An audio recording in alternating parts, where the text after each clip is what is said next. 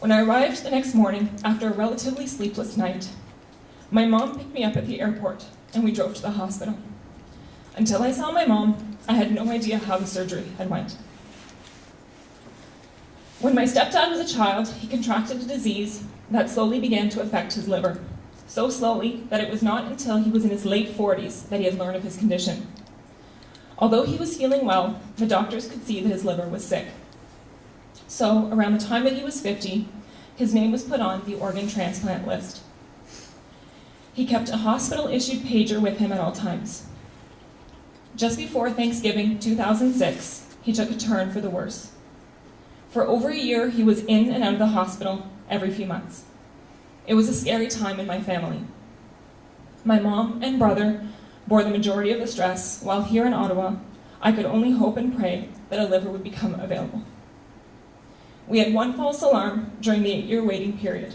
A liver had become available, but it turned out that it could not be used. The transplant surgery was successful. By the time my mom and I arrived at the ICU, my stepdad was awake and cracking sleepy jokes with the nurses. He was yellow, swollen, and groggy, but he was all right. That began the long road to recovery for him.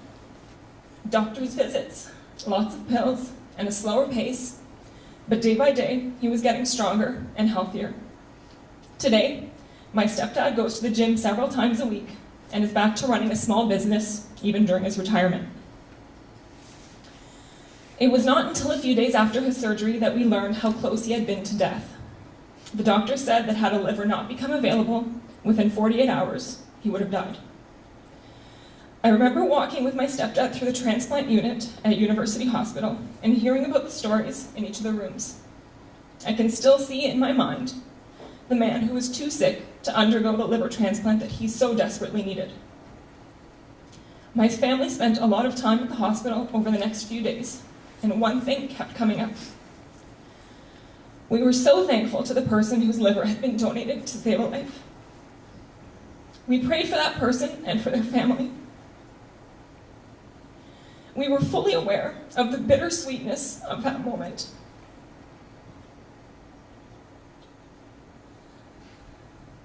I'm sorry. My stepdad was not the only one who was saved by that person's generosity. We were aware of 2 others who had received a portion of that same liver. Since the time I was 17 and received my driver's license, I had signed and carried with me my organ donor card. When I was 17, I didn't know that in the future, somebody in my life would be forever impacted by the gift of organ donation. My prayers continue to go out to the family of the person who in his or her life, or in his or her death, generously gave the gift of life.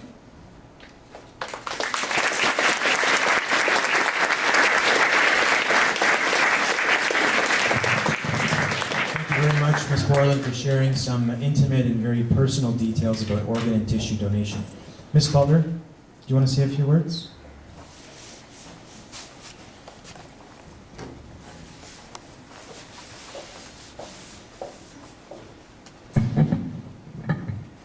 Okay, I'm going to speak to you on the opposite end of it. 5 years ago, I received a call on a Saturday morning that I had to rush home to Newfoundland immediately because my dad wasn't going to make it. I rushed home terrified. By the time I got home, my dad was declared brain dead. But we waited for a week, as they have to do with my dad in the ICU in a coma. At the end of that week, being the oldest child in my family, as my mom had passed on years before, I had to make the decision of what to do. I talked it over with my younger brother, and we donated all my dad's organs. I know that his heart and his liver, which were both strong, and his one lung, went on to 3 people. So my story's a little different, but my dad helped 3 people carry on. So if you're thinking about it, sign the organ donation card. It could impact someone's life.